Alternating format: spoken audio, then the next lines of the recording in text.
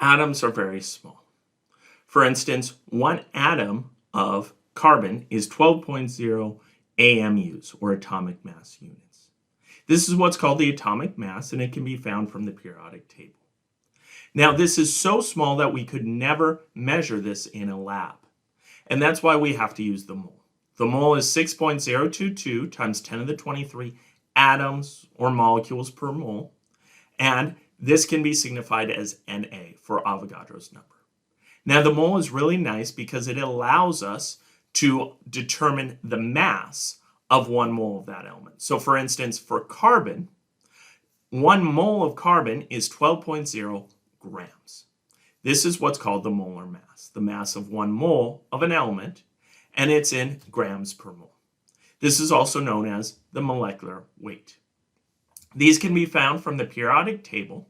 So, for instance, if you look at the periodic table, you will always find the element symbol, the atomic number, which tells you the number of protons, and then underneath it is the atomic mass. Now, typically the atomic mass is not a whole number. So in this case, it's 12.01. And this 12.01 tells us the mass of 1 atom. So 1 atom of carbon is 12.0 AMUs. That's 1.99 times 10 to the negative 24 grams. Very small. But it also says that 1 mole of carbon is 12.01 grams.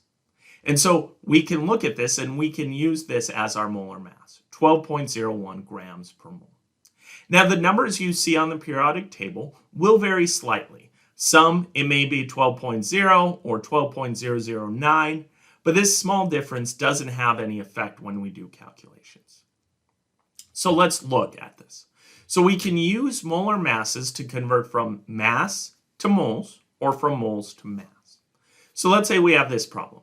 How many grams are in 0.862 moles of mercury? Now, mercury is element number 80 on the periodic table. Its symbol is Hg. Now, we want to convert from moles to grams.